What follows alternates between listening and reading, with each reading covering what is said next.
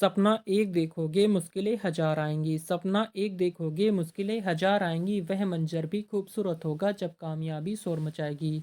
तो आज जो आपकी क्लास होने वाली है रेलवे एग्ज़ाम के लिए आपकी मोस्ट इम्पॉर्टेंट क्लास होने वाली है। इस क्लास में आपको साइंस के 120 मोस्ट इम्पॉर्टेंट क्वेश्चन कवर कराने वाले हैं, जो कि आपके प्रीवियस एग्ज़ाम में क्वेश्चन पूछे गए हुए हैं। तो पूरी क्लास को कंटिन्यू ज़रूर करेंगे। 100% क्वेश्चन आपको एग्ज़ाम में यहाँ से देखने के लिए ज़रूर मिलेंगे। तो चलिए शुरू करते हैं, देखेंगे फर्स्ट क्वेश्चन पे यहाँ पर आपसे क्या पूछा गया है। तो यहाँ पर आपसे पूछा गया क्वेश्चन है कि वास्तविक वस्तु का आभासी प्रतिबिंब बनता है, तो कैसे बनता है? ऑप्शन यहाँ पर है उत्तल दर्पण में, समतल दर्पण में, अवतल दर्पण में या फिर इनमें से कोई नहीं है। तो यहाँ पर आपका जो राइट आंसर हो जाता है वो आपका समतल दर्पण में बनता है, जो कि आपका राइट आंसर बी ऑप्शन हो जाएगा। क्वेश्चन नंबर नेक्स्ट आपका है सेकंड नंबर पर। तो यहाँ पर आपसे पूछा गया क्वेश्चन है कि वास्तविक वस्तु का हमेशा सीधा प्रतिबिंब बनने वाला दर्पण होता है। तो ऑप्शन यहाँ पर दिया गया है समतल उत्तल अवतल होता है या फिर समतल अवतल होता है या फिर उत्तल अवतल या फिर समतल उत्तल होता है। तो आपका यहाँ पर राइट आंसर जो हो जाएगा वो आपका समतल उत्तल होता है। ठीक है, याद रखना है ये सारे क्वेश्चन आपके एग्जाम में 100% पूछे जाने वाले हैं। थर्ड नंबर पर दिया गया क्वेश्चन है कि वास्तविक प्रतिबिंब की प्रकृति कैसी होती है। तो ऑप्शन यहाँ पर है उल्टा, सीधा, सीधा या सीधा सीधा और उल्टा होती है, इनमें से कोई नहीं। तो आपका यहाँ पर राइट आंसर जो हो जाएगा आपका उल्टा होती है। कैसी होती है? उल्टा आपका राइट आंसर हो जाएगा। अगला क्वेश्चन आपका देखते हैं फोर्थ नंबर पर। तो यहाँ पर आपसे पूछा गया है कि वस्तु से छोटा प्रतिबिंब बनता है। ये क्वेश्चन आपका एनटीपीसी में पूछा गया है। ऑप्शन यहाँ पर उत्तल दर्पण है, अवतल दर्पण है, समतल दर्पण है या फिर उत्तल दर्पण और अवतल दर्पण है। तो आपका फोर्थ नंबर क्वेश्चन का राइट आंसर यहाँ पर आपका उत्तल दर्पण और अवतल दर्पण आपका राइट आंसर डी ऑप्शन हो जाएगा।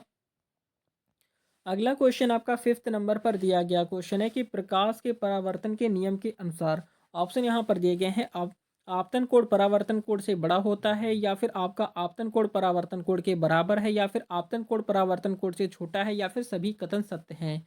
तो यहाँ पर आपका जो राइट आंसर हो जाता है वो आपका आपतन कोण परावर्तन कोण के बराबर होता है। ये आपको याद रखना है। सारे प्रश्न आपके लिए इंपॉर्टेंट है और रेगुलर क्लासेस प्रोवाइड कराई जा रही है, इसलिए चैनल को तुरंत सब्सक्राइब कीजिए। क्वेश्चन नंबर सिक्स नंबर पर दिया गया है कि समतल दर्पण द्वारा बना प्रतिबिंब सदा होता है। तो कैसा होता है? ऑप्शन यहाँ पर आभासी और उल्टा होता है, वास्तविक और सीधा होता है, सीधा और आभासी होता है या फिर वास्तविक होता है। तो क्वेश्चन नंबर सिक्स नंबर का राइट आंसर यहाँ पर आपका वास्तविक और सीधा मतलब कि आपका बी ऑप्शन बिल्कुल राइट हो जाएगा। अगला क्वेश्चन आपका सेवेंथ नंबर पर दिया गया क्वेश्चन है कि आंख में प्रवेश करने वाले प्रकाश की मात्रा को नियंत्रित करता है। तो ऑप्शन यहाँ पर है परितारिका है, पुतली है, लेंस या फिर आपका पचमाभी पेशियां हैं। तो आपका सेवेंथ नंबर क्वेश्चन का राइट आंसर यहाँ पर आपका परितारिका हो जाता है, जो कि आपका ए ऑप्शन हो जाएगा। अगला क्वेश्चन आपका है एट नंबर पर। तो यहाँ पर आपसे पूछा गया है कि सूर्योदय और सूर्यास्त के समय सूर्य का गोल दिखता है, क्या दिखता है? ऑप्शन यहाँ पर गोलाकार है, घनाकार है, अंडाकार है, चपटा है। तो आपका एट नंबर क्वेश्चन का राइट आंसर यहाँ पर आपका चपटा हो जाता है, जो कि आपका डी ऑप्शन हो जाएगा। अगला क्वेश्चन आपका है नाइन्थ नंबर पर। तो यहाँ पर आपसे पूछा गया क्वेश्चन है कि यदि दर्पण में बना प्रतिबिंब हमेशा सीधा आकार में वस्तु के बराबर है तो दर्पण है। ऑप्शन यहाँ पर अवतल, उत्तल, समतल या फिर इनमें से कोई नहीं। तो आपका नाइन्थ नंबर क्वेश्चन का राइट आंसर यहाँ पर जो हो जाएगा वो आपका समतल हो जाता है। क्या हो जाएगा? समतल आपका राइट आंसर सी ऑप्शन हो जाएगा। अगला क्वेश्चन आपका टेंथ नंबर पर दिया गया है कि समतल दर्पण के द्वारा बना प्रतिबिंब होता है। तो ऑप्शन यहाँ पर है वास्तविक वास्तविक होता है, काल्पनिक होता है, उल्टा होता है या फिर इनमें से कोई नहीं। तो आपका यहाँ पर राइट आंसर जो हो जाएगा वो आपका काल्पनिक होता है। ठीक है, समतल दर्पण में बना प्रतिबिंब जो होता है समतल दर्पण के द्वारा वो आपका काल्पनिक होता है। अगला क्वेश्चन आपका है क्वेश्चन नंबर 11th नंबर पर। तो आपसे पूछा गया है कि निम्न में से कौन सा पदार्थ लेंस के लिए प्रयुक्त नहीं किया जा सकता है। तो ऑप्शन यहाँ पर जल है, मिट्टी है, प्लास्टिक है या फिर कांच है। तो आपका क्वेश्चन नंबर 11 का राइट आंसर यहाँ पर जो हो जाएगा वो आपका क्या हो जाएगा? मिट्टी हो जाता है। ठीक है, जो कि आपका बी ऑप्शन हो जाएगा। अगला क्वेश्चन आपका 12th नंबर पर दिया गया क्वेश्चन है कि उत्तल लेंस की क्षमता होती है। तो ऑप्शन यहाँ पर ऋणात्मक होती है, धनात्मक होती है, शून्य होती है या फिर अन्य होती है। तो question number 12th number question का राइट आंसर यहाँ पर जो जाएगा वो आपका धनात्मक होती है। ठीक है, उत्तल लेंस की क्षमता कैसी होती है? तो धनात्मक होती है, ये आपको याद रखना है। अगला क्वेश्चन आपका है 13 नंबर पर दिया गया क्वेश्चन है कि लेंस की क्षमता का एसआई मात्रक क्या होता है। तो ऑप्शन यहाँ पर मीटर है या फिर मीटर स्क्वायर है, डायोप्टर है या फिर अन्य है। तो क्वेश्चन नंबर 13 क्वेश्चन का राइट आंसर यहाँ पर जो हो जाएगा वो आपका डायोप्टर हो जाता है, जो कि आपका सी ऑप्शन राइट हो जाएगा। क्वेश्चन नंबर 14th नंबर पर दिया गया क्वेश्चन है कि पानी से भरी बाल्टी की गहराई कम दिखती है, इसका कारण क्या है? ऑप्शन यहाँ पर पूर्ण आंतरिक परावर्तन है, अपवर्तन है, परावर्तन है, इनमें से कोई नहीं है। तो क्वेश्चन नंबर 14 का राइट आंसर बताएंगे तो यहाँ पर आपका राइट आंसर जो हो जाएगा आपका अपवर्तन, मतलब कि आपका बी ऑप्शन राइट हो जाएगा।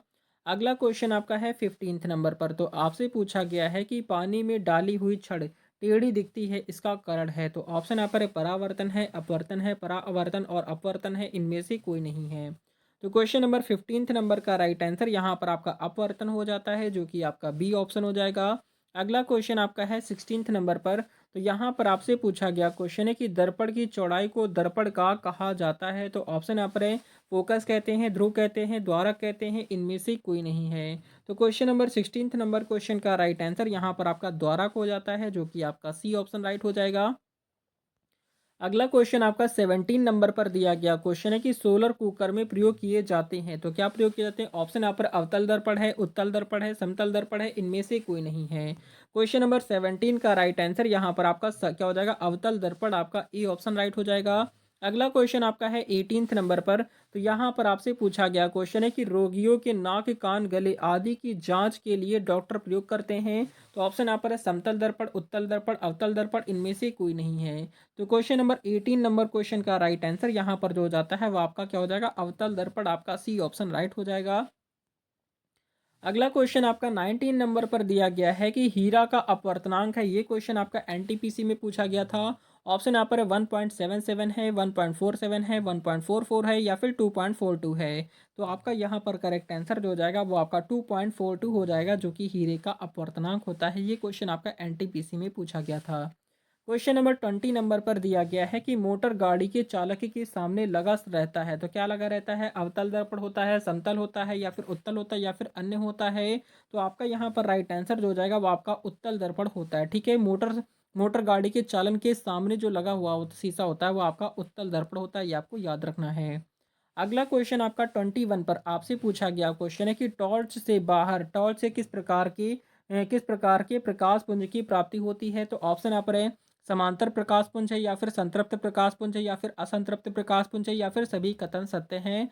तो क्वेश्चन नंबर 21 का राइट आंसर यहाँ पर जो जाता है वो आपका क्या हो जाएगा? संतृप्त प्रकाश पुंज, मतलब कि आपका बी ऑप्शन राइट हो जाएगा। अगला क्वेश्चन आपका है 22 नंबर पर दिया गया क्वेश्चन है कि सामान्य नेत्र की रेटिना पर बनने वाला प्रतिबिंब होता है। तो ऑप्शन यहाँ पर आभासी और सीधा होता है, वास्तविक और सीधा होता है, वास्तविक और उल्टा होता है, आभासी और उल्टा होता है। तो आपका यहाँ पर राइट आंसर जो हो जाएगा वो आपका वास्तविक और उल्टा, आपका right answer C option right हो जाता है। अगला क्वेश्चन आपका 23 नंबर पर दिया गया क्वेश्चन है कि नेत्र लेंस में समायोजन की क्रिया होती है। तो ऑप्शन यहाँ पर है आयरिस द्वारा होती है, या फिर नेत्र लेंस द्वारा है, या फिर सिलियरी पेशियों द्वारा है, या फिर कॉर्निया द्वारा है। तो 23 नंबर क्वेश्चन का राइट आंसर यहाँ पर सिलेरी पेशियों के द्वारा, आपका राइट आंसर सी ऑप्शन हो जाएगा।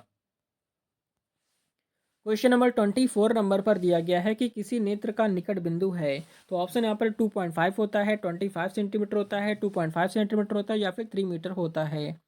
तो क्वेश्चन नंबर आपका 24 नंबर की अगर हम बात करते हैं तो 24 नंबर का राइट आंसर यहाँ पर जो हो जाता है वो आपका 25 सेंटीमीटर में होता है। ठीक है, जो कि आपका बी ऑप्शन हो जाएगा। अगला क्वेश्चन आपका है 25 नंबर पर, तो आपसे पूछा गया क्वेश्चन है कि आंख की पुतली किस प्रकार कार्य करती है। तो ऑप्शंस यहाँ पर दिया गया है परिवर्तित द्वारिका की भांति कार्य करती है, द्रव्य तंत्रिका की भांति कार्य करती है, पुतले की भांति कार्य करती है, या फिर अन्य हो जाएगा।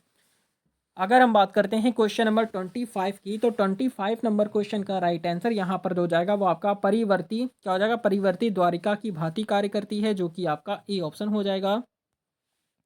क्वेश्चन नंबर 26 नंबर पर दिया गया है कि सामान्य मानव नेत्र की दूर बिंदु होता है। तो सामान्य मानव नेत्र का दूर बिंदु कितना होता है? तो यहाँ पर आपका जो राइट आंसर हो जाएगा 26 नंबर पर, तो वो आपका राइट आंसर अनंत पर होता है। कितने पर होता है? अनंत पर होता है, जो कि आपको याद रखना है। अगला क्वेश्चन आपका देखते हैं 27 पर, तो 27 नंबर पर दिया गया क्वेश्चन है कि सिनेमा के पर्दे पर किस प्रकार का प्रतिबिंब बनता है। तो ऑप्शन यहाँ पर है आभासी प्रतिबिंब होता है, वास्तविक प्रतिबिंब है, या फिर दोनों है, या फिर सभी कथन सत्य हैं। तो आपका क्वेश्चन नंबर 27 क्वेश्चन का राइट आंसर यहाँ पर आपका वास्तविक प्रतिबिंब हो जाता है, जो कि आपका राइट आंसर बी ऑप्शन हो जाएगा। अगला क्वेश्चन आपका 28 नंबर पर दिया गया है कि कौन सा कौन क्या है कौन रंग है जिसका खतरे के सिग्नल में उपयोग होता है। तो इस प्रश्न का तो राइट आंसर आप सभी की कमेंट करेंगे क्वेश्चन नंबर 28 डालकर सारे बच्चे क्या करेंगे कमेंट करके बताएंगे कि इस प्रश्न का राइट आंसर क्या होगा। ठीक है, सारे बच्चे कमेंट कीजिए। अगला क्वेश्चन आपका है 29 पर, तो आपसे पूछा गया है कि किलोवाट घंटा मात्रक है। ये क्वेश्चन आपका एनटीपीसी के अंदर पूछा गया था। ऑप्शन यहाँ पर ओ आवेश का, विद्युत है, या फिर ऊर्जा का है, या फिर विभवांतर का है, या फिर शक्ति का है। तो किलोवाट घंटा किसका मात्रक है? तो 29 क्वेश्चन का राइट आंसर यहाँ पर जो जाता है वो आपका क्या हो जाएगा? ऊर्जा का है। ठीक है, किलोवाट घंटा जो है ऊर्जा का मात्रक है, ये आपको याद रखना है। अगला क्वेश्चन आपका है 30 नंबर पर पूछा गया क्वेश्चन है कि विद्युत बल्ब का फिलामेंट होता है तो किसका बना हुआ होता है? ऑप्शन यहाँ पर तांबा का होता है, प्लेटिनम का है, टंगस्टन का, फिर इनमें से कोई नहीं है। तो आपका यहाँ पर राइट आंसर जो हो जाएगा वो आपका टंगस्टन का होता है। ठीक है, विद्युत बल्ब का फिलामेंट जो होता है वो आपका टंगस्टन का बना हुआ होता है। 31 नंबर पर दिया गया क्वेश्चन है कि प्रतिरोधकता का मात्रक क्या है? ये क्वेश्चन आपका एनटीपीसी में पूछा गया था। ऑप्शन यहाँ पर ओम मीटर है, ओम प्रति मीटर है, या फिर मीटर है, या फिर इनमें से कोई नहीं है। तो यहाँ पर आपका 31 का राइट आंसर ओम मीटर हो जाएगा। ठीक है, प्रतिरोधकता का मात्रक जो है वो आपका ओम मीटर है। अगला क्वेश्चन आपका है 32 नंबर पर, आपसे पूछा गया है कि विद्युत धारा उत्पन्न करने की युक्ति को कहते हैं। तो ऑप्शन यहाँ पर है एमीटर कहते हैं, गैल्वेनोमीटर कहते हैं, जनित्र कहते हैं, या फिर मीटर कहते हैं। तो 32 नंबर क्वेश्चन का राइट आंसर यहाँ पर जो जाता है वो आपका जनित्र हो जाएगा। क्या हो जाएगा? जनित्र, मतलब कि आपका सी ऑप्शन राइट हो जाएगा। अगला क्वेश्चन आपका 33 नंबर पर दिया गया क्वेश्चन है कि निकट दृष्टि दोष वाला व्यक्ति के चश्मे में लगा होता है। तो ऑप्शन यहाँ पर उत्तल लेंस होता है, अवतल लेंस है, द्विफोकस लेंस है, या फिर बेलनाकार लेंस है। 33 नंबर क्वेश्चन का राइट आंसर बताएंगे। तो 33 नंबर का राइट आंसर यहाँ पर आपका अवतल लेंस होता है, जो कि आपका बी ऑप्शन राइट हो जाएगा। अगला क्वेश्चन आपका 34 नंबर पर, तो यहाँ पर आपसे पूछा गया क्वेश्चन है कि दीर्घ दृष्टि दोष वाला व्यक्ति के चश्मे में लगा होता है। ऑप्शन यहाँ पर अवतल लेंस है, द्विफोकस लेंस है, उत्तल लेंस है, या फिर बेलनाकार लेंस है। क्वेश्चन नंबर 34 का राइट आंसर यहाँ पर आपका उत्तल लेंस हो जाता है, जो कि आपका सी ऑप्शन राइट हो जाएगा। अगला क्वेश्चन आपका 35 नंबर पर दिया गया है कि तेज प्रकाश की पुतली का आकार कैसा हो जाता है। तो ऑप्शन यहाँ पर है बड़ा होता है, छोटा होता है, कोई परिवर्तन नहीं है, इनमें कोई भी इनमें इनमें से कोई नहीं। तो यहाँ पर आपका जो राइट आंसर हो जाएगा वो आपका करेक्ट आंसर छोटा हो जाएगा। क्या हो जाएगा? छोटा आपका राइट हो जाएगा। अगला क्वेश्चन आपका देखते हैं 36 नंबर पर, तो आपसे पूछा गया है कि तेज प्रकाश की पुतली का आकार कैसा होता है, कैसा हो जाता है। तेज प्रकाश में अगर आप जाते हैं तो पुतली का आकार कैसा हो जाता है? बड़ा बड़ा हो जाता है, छोटा हो जाता है, कोई परिवर्तन नहीं, या फिर इनमें से कोई नहीं है। तो क्वेश्चन नंबर 36 नंबर का राइट आंसर यहाँ पर जो हो जाएगा वो आपका छोटा हो जाता है। ठीक है, अगर आप तेज प्रकाश में जाते हैं तो पुतली का आकार जो होता है वो आपका छोटा हो जाता है, और अगर आप अंधेरे में जाते हैं तो उसका आकार जो हो जाता है बड़ा हो जाता है। ये आपको याद रखना है। अगला क्वेश्चन आपका 37 नंबर पर दिया गया है कि दूरदृष्टि दोष वाली आंखें साफ साफ देख सकती हैं। ऑप्शन यहाँ पर दिया गया है निकट की वस्तुओं को, बड़ी वस्तुओं को, दूर की वस्तुओं को, या फिर इनमें से कोई नहीं। तो जल्दी से बताएंगे क्वेश्चन नंबर 37 पर। तो यहाँ पर आपका जो राइट आंसर हो जाता है वो आपका क्या हो जाएगा? दूर की वस्तुओं को क्या कर सकती हैं? साफ साफ देख सकती हैं। ठीक है, आपको याद रखना है। अगला क्वेश्चन आपका है 38 नंबर पर दिया गया है कि मानव नेत्र में जो बिंदु प्रकाश के लिए बिल्कुल सुग्राही नहीं रहता है उसे कहते हैं। तो ऑप्शन यहाँ पर पीत बिंदु कहते हैं, अंध बिंदु कहते हैं, निकट बिंदु कहते हैं, या फिर दूर बिंदु कहते हैं।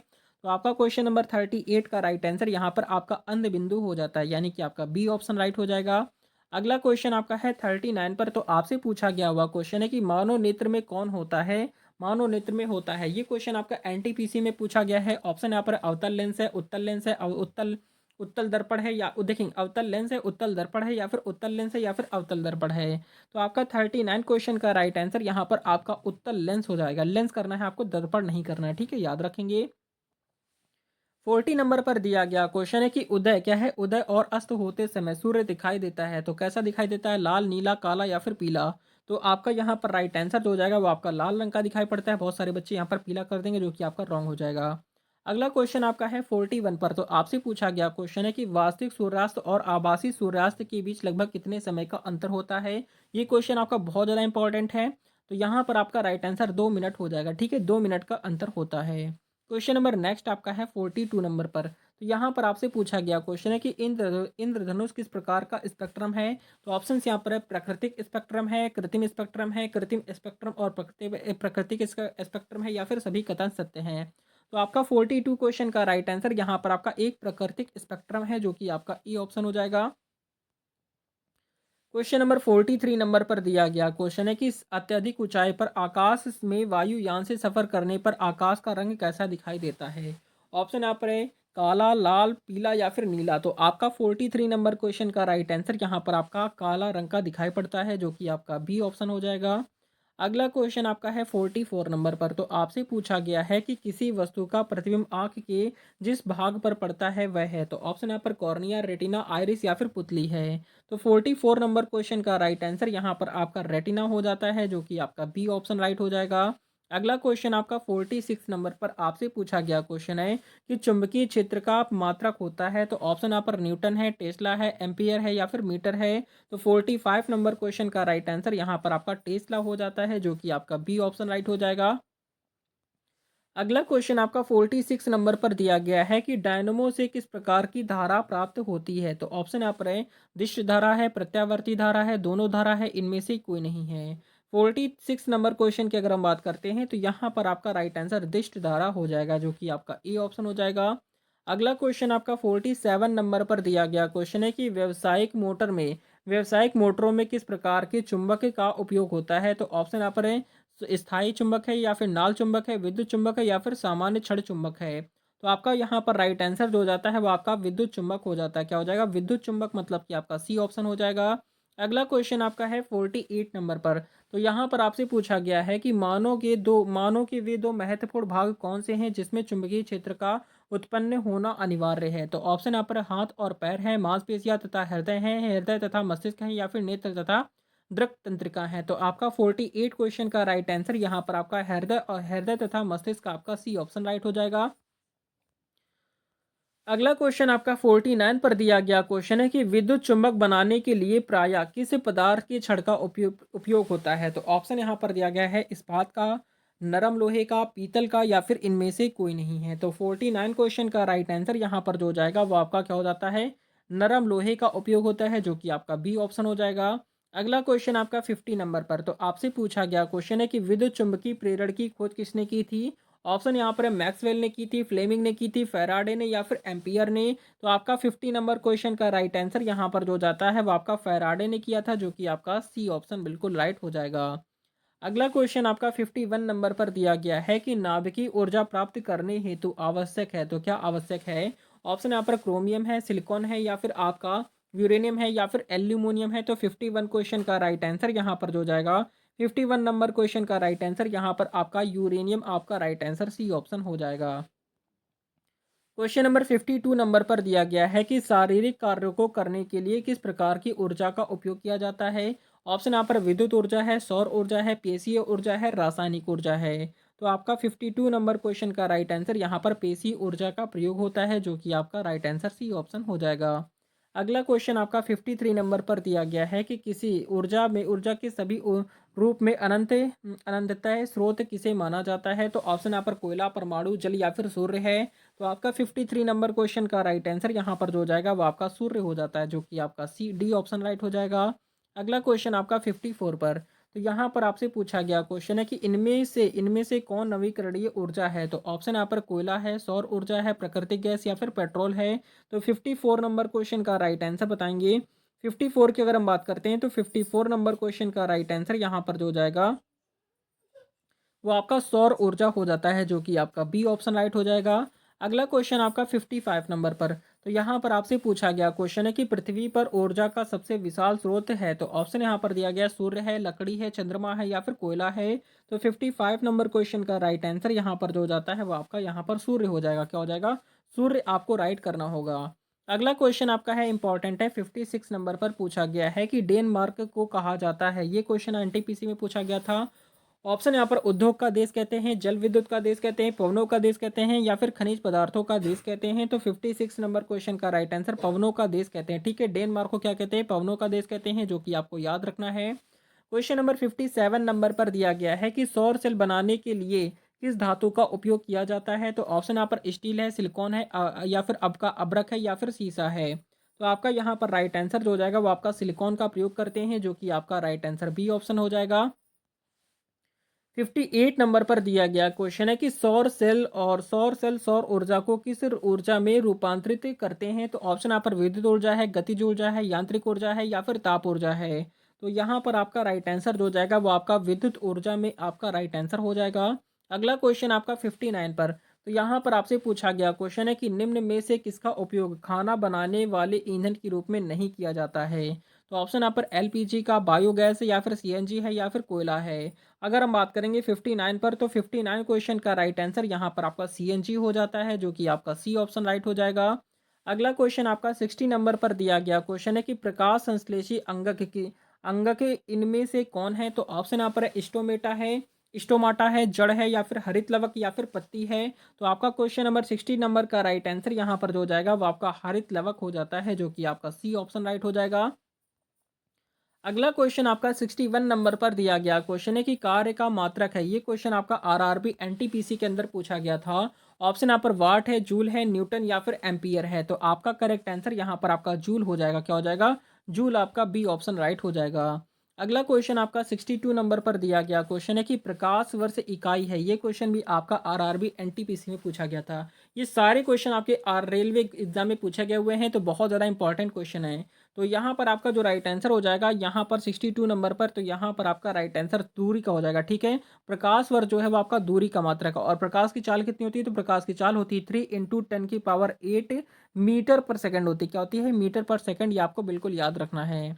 अगला क्वेश्चन आपका देखेंगे 63 नंबर पर पूछा गया है कि पार्स एक इकाई है। ये क्वेश्चन भी पूछा गया था रेलवे एनटीपीसी में। ऑप्शन यहाँ पर द्रव्यमान की या फिर चुंबकीय बल की या फिर समय की या फिर दूरी की। तो आपका 63 नंबर क्वेश्चन का राइट आंसर बताएंगे। तो यहाँ पर आपका राइट आंसर दूरी की हो जाएगा। किसका हो जाएगा? दूरी की आपका राइट आंसर हो जाता है। 64 नंबर पर दिया गया क्वेश्चन है कि निम्नलिखित में से समय कौन सा मात्रक नहीं है? तो ऑप्शन यहाँ पर है प्रकाश वर्ष है, वर्ष है या फिर चंद्रमा है या फिर इनमें से कोई नहीं है। तो 64 नंबर क्वेश्चन का राइट आंसर बताएंगे। तो 64 नंबर की अगर हम बात करते हैं तो 64 नंबर क्वेश्चन का राइट आंसर यहाँ पर क्या हो जाएगा? तो यहाँ पर आपका राइट आंसर प्रकाश वर्ष हो जाता है, जो कि आपका यहाँ पर ए ऑप्शन हो जाएगा। अगला क्वेश्चन आपका 65 पर। तो यहाँ पर आपसे पूछा गया हुआ क्वेश्चन है कि दाब का मात्रक है। ये क्वेश्चन आपका आरआरबी एनटीपीसी में पूछा गया था। ऑप्शन यहाँ पर डाइन है, जूल है, वाट या फिर पास्कल है। तो 65 नंबर क्वेश्चन का राइट आंसर यहाँ पर जो जाता है वो आपका पास्कल हो जाएगा। क्या हो जाएगा? पास्कल आपका डी ऑप्शन हो जाएगा। क्वेश्चन नंबर नेक्स्ट आपका 66 नंबर पर पूछा गया है कि ज्योति तीव्रता का मात्रक है। ये आपके ऑप्शन यहाँ पर है ऑप्टर है या फिर आपका कैंडला है या फिर न्यूटन है या फिर इनमें से कोई नहीं है। क्वेश्चन नंबर 66 नंबर की अगर हम बात करते हैं तो यहाँ पर आपका राइट आंसर कैंडला हो जाता है, जो कि आपका बी ऑप्शन हो जाएगा। क्वेश्चन नंबर 67 नंबर पर दिया गया है कि मात्रकों की अंतर्राष्ट्रीय पद्धति कब लागू की गई? ऑप्शन यहाँ पर 1965 है, 1971 है, 1991 या फिर 1985 है। तो आपका 67 नंबर का राइट आंसर आपका 1971 आपका राइट आंसर बी ऑप्शन हो जाएगा। अगला क्वेश्चन आपका देखेंगे 68 नंबर पर। तो आपसे पूछा गया है कि खाद्य ऊर्जा को हम किस इकाई से माप सकते हैं? तो ऑप्शन यहाँ पर जूल है, कैलोरी है, अर्ग है या फिर इनमें से कोई नहीं है। तो आपका यहाँ पर राइट आंसर जो जाता है 68 नंबर पर वो आपका कैलोरी, मतलब कि आपका बी ऑप्शन करेक्ट हो जाएगा। अगला क्वेश्चन आपका देखते हैं 69 पर। आपसे पूछा गया है कि विद्युत मात्रा की इकाई क्या है? तो ऑप्शन यहाँ पर ओम, वोल्ट, एम्पियर या फिर वाट है। तो आपका 69 क्वेश्चन का राइट आंसर बताएंगे। तो यहाँ पर आपका राइट आंसर एम्पियर हो जाएगा। क्या हो जाएगा? एम्पियर, मतलब कि आपका सी ऑप्शन राइट हो जाएगा। 70 नंबर पर दिया गया क्वेश्चन है कि एसआई पद्धति में लेंस की शक्ति की इकाई क्या है? तो ऑप्शन यहाँ पर है वाट है, ऑप्टर है या फिर डायोप्टर है या फिर न्यूटन है। तो आपका राइट आंसर यहाँ पर जो हो जाएगा 70 का वो आपका डायोप्टर हो जाता है, जो कि आपका सी ऑप्शन राइट हो जाएगा। अगला क्वेश्चन आपका है 71 नंबर पर दिया गया क्वेश्चन है कि एम्पियर क्या मापने की इकाई है? तो ऑप्शन यहाँ पर है करंट है, प्रतिरोध है या फिर पावर है या फिर वोल्टेज है। अगर हम बात करेंगे क्वेश्चन नंबर 71 की, तो यहाँ पर आपका राइट आंसर करंट हो जाएगा, जो कि आपका ए ऑप्शन हो जाता है। अगला क्वेश्चन आपका देखेंगे 72 नंबर पर। तो यहाँ पर आपसे पूछा गया क्वेश्चन है कि निम्नलिखित में से कौन वेक्टर मात्रा है? तो ऑप्शन यहाँ पर ऊर्जा है, तापमान है या फिर बल है या फिर चाल है। अगर हम बात करेंगे 72 नंबर पर, तो आपका राइट आंसर यहाँ पर बल हो जाएगा, जो कि आपका सी ऑप्शन राइट हो जाएगा। अगला क्वेश्चन आपका देखेंगे 73 नंबर पर दिया गया है कि निम्नलिखित में से कौन एक सदिश राशि नहीं है? तो ऑप्शन यहाँ पर वेग है, संवेग है, द्रव्यमान है या फिर कोणीय वेग है। अगर हम बात करते हैं क्वेश्चन नंबर 73 नंबर पर, तो यहाँ पर आपका राइट आंसर द्रव्यमान हो जाएगा। क्या हो जाएगा? द्रव्यमान आपका राइट आंसर हो जाएगा। आपको याद रखना है। 74 नंबर पर दिया गया है कि अदिश राशि है। ये क्वेश्चन आपका एनटीपीसी 2021 में पूछा गया था। ऑप्शन यहाँ पर है बल आघूर्ण है, ऊर्जा है, या फिर संवेग है, या फिर ये सभी है। क्वेश्चन नंबर 74 नंबर का राइट आंसर आपका ऊर्जा हो जाएगा। ठीक है, अदिश राशि कौन सी है? तो ऊर्जा एक आपकी अदिश राशि है। 75 नंबर पर दिया गया क्वेश्चन है कि निम्नलिखित में से कौन सी एक सदिश राशि है? तो ऑप्शन यहाँ पर दाब है, ऊर्जा है, संवेग है, या फिर कार्य है। तो आपका यहाँ पर करेक्ट आंसर जो जाता है वो आपका संवेग जो है वो आपका एक सदिश राशि है। ठीक है, ये आपको याद रखना है। अगला क्वेश्चन आपका 76 नंबर पर दिया गया इंपॉर्टेंट क्वेश्चन है कि पदार्थ के संवेग और वेग के अनुपात से कौन सी भौतिक राशि प्राप्त की जाती है? तो ऑप्शन यहाँ पर वेग है, द्रव्यमान है, कोणीय वेग है, या फिर त्वरण है। तो आपका 76 नंबर क्वेश्चन का राइट आंसर यहाँ पर आपका द्रव्यमान हो जाता है, जो कि आपका बी ऑप्शन राइट हो जाएगा। अगला क्वेश्चन आपका 77 नंबर पर दिया गया क्वेश्चन है कि रॉकेट किसके सिद्धांत पर कार्य करता है? तो रॉकेट किसके सिद्धांत पर कार्य करता है? ऑप्शंस यहाँ पर दिए गए हैं। ऑप्शन यहाँ पर ऊर्जा संरक्षण पर कार्य करता है, या फिर बर्नौली प्रमेय पर है, या फिर संवेग संरक्षण, या फिर इनमें से कोई नहीं है। अगर हम बात करेंगे क्वेश्चन नंबर 77 नंबर पर, तो 77 नंबर क्वेश्चन का राइट आंसर यहाँ पर जो हो जाएगा 77 का, वो आपका संवेग संरक्षण पर कार्य करता है, जो कि आपका राइट आंसर सी ऑप्शन हो जाएगा। क्वेश्चन नंबर नेक्स्ट आपका 78 नंबर पर दिया गया क्वेश्चन है कि गुरुत्वाकर्षण के सार्वभौमिक नियम का प्रतिपादन किसने किया? ऑप्शन यहाँ पर गैलीलियो ने, न्यूटन ने, कॉपरनिकस, या फिर इनमें से कोई नहीं है। तो 78 नंबर क्वेश्चन का राइट आंसर यहाँ पर आपका न्यूटन हो जाता है, जो कि आपका बी ऑप्शन हो जाएगा। क्वेश्चन नंबर 79 पर दिया गया है कि पास्कल इकाई है। ये क्वेश्चन आपका आरआरबी एनटीपीसी 2021 में पूछा गया था। ऑप्शन यहाँ पर दाब की, वर्षा की, आर्द्रता की, या फिर तापमान की। तो आपका यहाँ पर करेक्ट आंसर जो हो जाएगा वो आपका दाब की है। किसकी है? दाब आपका राइट हो जाएगा। अगला क्वेश्चन आपका 80 नंबर पर, तो यहाँ पर आपसे पूछा गया हुआ क्वेश्चन है कि क्यूसेक से क्या मापा जाता है? ऑप्शन यहाँ पर जल की बहाव है, या फिर जल की गहराई, जल की मात्रा, या फिर जल की शुद्धता को। तो आपका राइट आंसर यहाँ पर जल की बहाव को मापा जाता है। ठीक है, क्यूसेक से क्या मापा जाता है? तो जल की बहाव को मापा जाता है, याद रखेंगे। अगला क्वेश्चन आपका 81 नंबर पर आपसे पूछा गया है कि निम्नलिखित में से कौन सबसे अधिक प्रत्यास्थ है? ऑप्शन यहाँ पर दिया गया है। ऑप्शन यहाँ पर गीली मिट्टी है, प्लास्टिक है, रबर, या फिर स्टील है। तो आपका 81 नंबर क्वेश्चन का राइट आंसर यहाँ पर बताएंगे क्या हो जाएगा? 81 नंबर क्वेश्चन का राइट आंसर यहाँ पर जो जाता है वो आपका यहाँ पर स्टील हो जाएगा। क्या हो जाएगा? स्टील। आपका डी ऑप्शन बिल्कुल राइट हो जाएगा। अगला क्वेश्चन आपका 82 नंबर पर आपसे पूछा गया हुआ क्वेश्चन है कि वह कौन सा बल है जिसके कारण पिंड धरती के केंद्र की ओर खिंचा चला जाता है? तो ऑप्शन यहाँ पर दिया गया है द्रव्यमान है, और या फिर आवेगी बल है, गुरुत्वाकर्षण, या फिर संवेगी है। अगर हम बात करेंगे 82 नंबर पर, तो आपका यहाँ पर राइट आंसर गुरुत्वाकर्षण हो जाता है, जो कि आपका सी ऑप्शन राइट हो जाएगा। अगला क्वेश्चन आपका देखेंगे 83 नंबर पर, तो यहाँ पर आपसे पूछा गया क्वेश्चन है कि पृथ्वी के गुरुत्वाकर्षण का कितना भाग चंद्रमा के गुरुत्वाकर्षण के सबसे नज़दीक है? तो ऑप्शन यहाँ पर 1/2 है, 1/4 है, 1/6 है, या फिर 1/5 है। तो आपका 83 नंबर क्वेश्चन का राइट आंसर 1/6 हो जाता है, जो कि आपको याद रखना है। अगर हम आपको बताते हैं एग्जाम्पल के लिए, जैसे किसी वस्तु का भार पृथ्वी पर 6 kg का है, वही भार अगर सेम भार को अगर चंद्रमा पर ले जाएंगे तो आपका 1 kg का हो जाएगा, क्योंकि वहां पर ग्रेविटी कम है। ठीक है, इस तरीके से आपको याद रखना है। 84 नंबर पर दिया गया क्वेश्चन है कि आर्कमिडीज का नियम निम्नलिखित में से किससे संबंधित है? ऑप्शन यहाँ पर गुरुत्वाकर्षण का नियम है, या फिर समकोणीय त्रिभुज का नियम है, या फिर आपका प्लवन का नियम है, या फिर इनमें से कोई नहीं है। अगर हम बात करेंगे 84 पर, तो 84 नंबर क्वेश्चन का राइट आंसर यहाँ पर जो जाता है वो आपका प्लवन का नियम, मतलब कि आपका सी ऑप्शन यहाँ पर राइट हो जाएगा। आपको याद रखना है।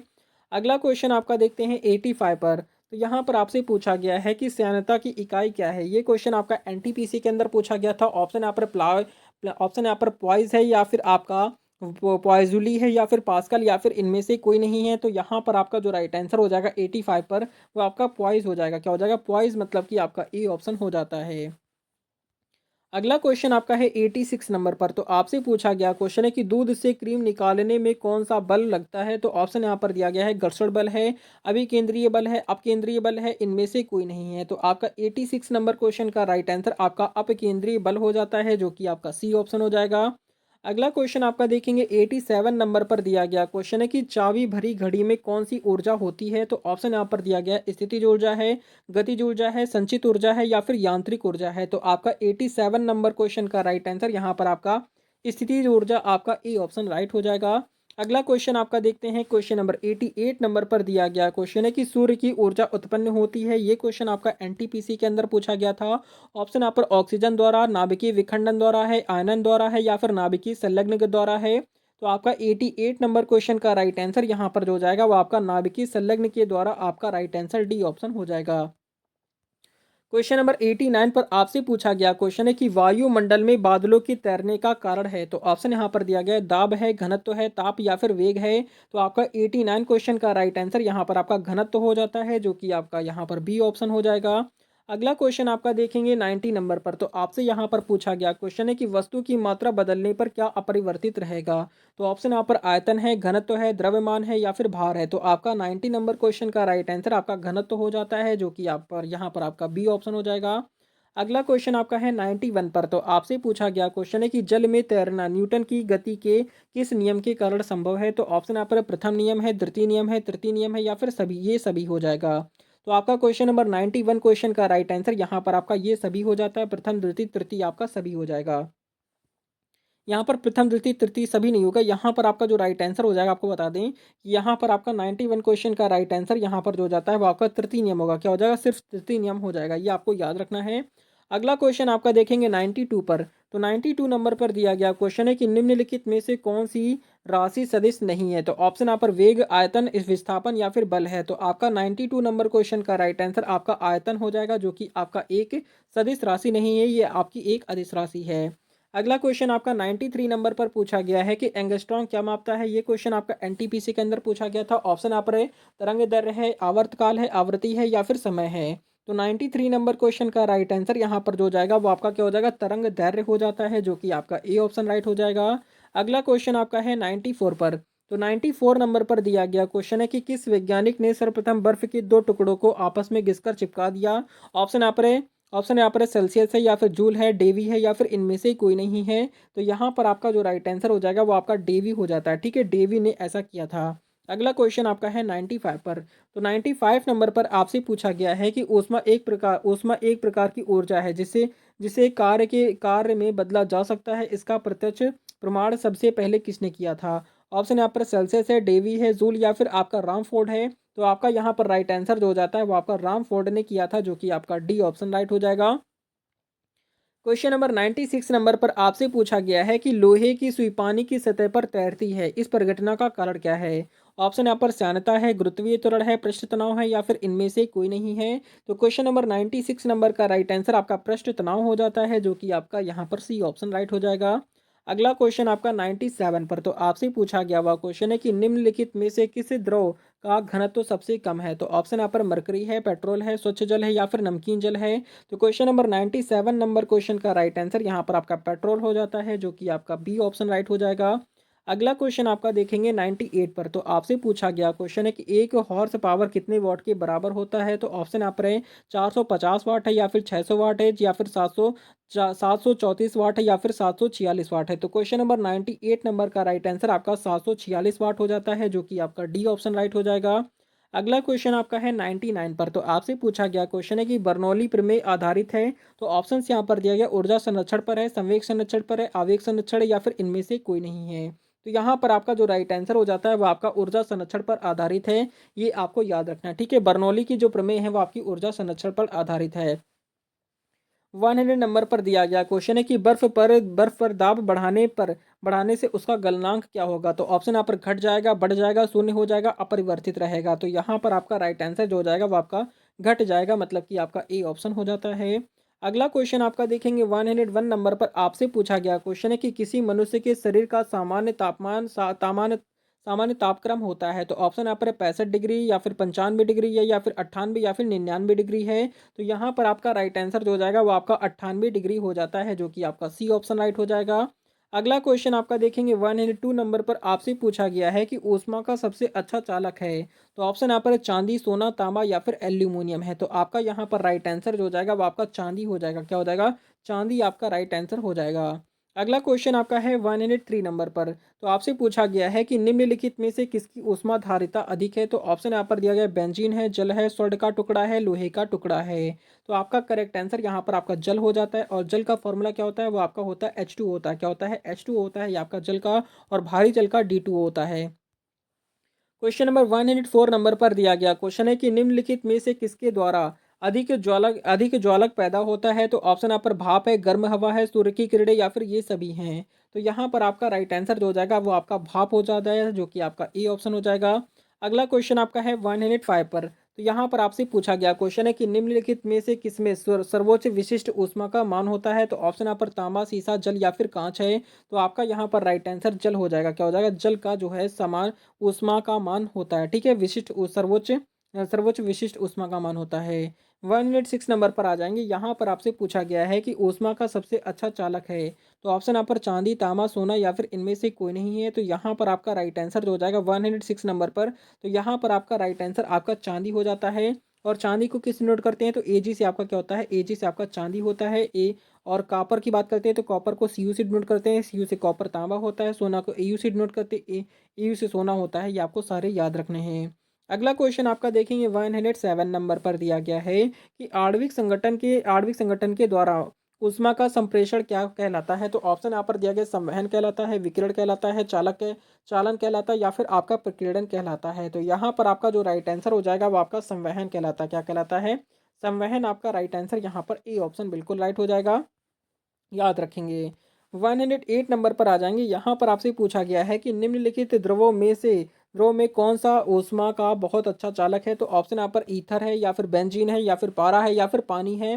तो यहाँ पर आपका जो राइट आंसर हो जाएगा वो आपका पारा हो जाएगा। ठीक है, और पारा को किससे नोट करते हैं, तो एच जी से आपका क्या होता है, पारा होता है। ठीक है, एच जी से आपका क्या होता है, पारा होता है। ये आपको बिल्कुल याद रखना है।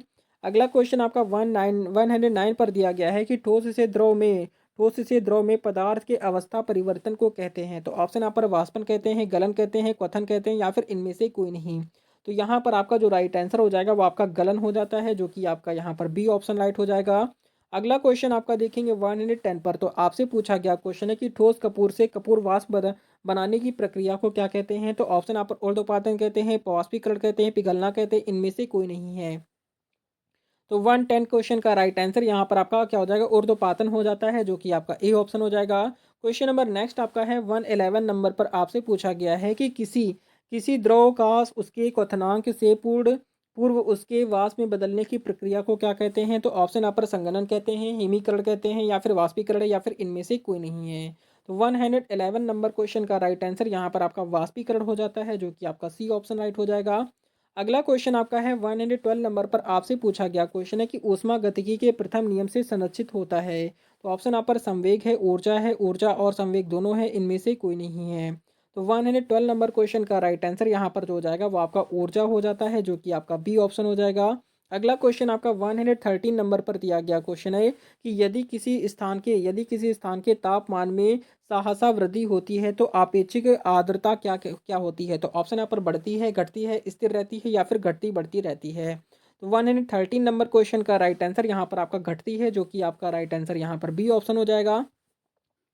क्वेश्चन नंबर 114 नंबर पर दिया गया क्वेश्चन है कि ध्वनि तरंगों की प्रकृति होती है। तो ऑप्शन यहाँ पर अनुदैर्ध्य है, अप्रगामी है, अनुप्रस्थ है, या फिर विद्युत चुम्बकीय है। तो आपका यहाँ पर राइट आंसर जो हो जाएगा वो आपका अनुदैर्ध्य हो जाता है, जो कि आपका ए ऑप्शन हो जाएगा। अगला क्वेश्चन आपका 115 नंबर पर दिया गया क्वेश्चन है कि ध्वनि की चाल अधिकतम होती है। तो ऑप्शन यहाँ पर जल में, वायु में, निर्वात में, या फिर इस्पात में।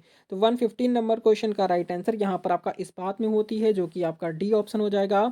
अगला क्वेश्चन आपका है 116 नंबर पर। आपसे पूछा गया क्वेश्चन है कि कौन सी प्रक्रिया प्रकाश और ध्वनि दोनों में घटित नहीं होती है। तो ऑप्शन यहाँ पर ध्रुवण है, अपवर्तन है, विवर्तन है, या फिर परावर्तन है। तो 116 नंबर क्वेश्चन का राइट आंसर यहाँ पर आपका ध्रुवण हो जाएगा। क्या हो जाएगा, ध्रुवण आपका ए ऑप्शन हो जाएगा।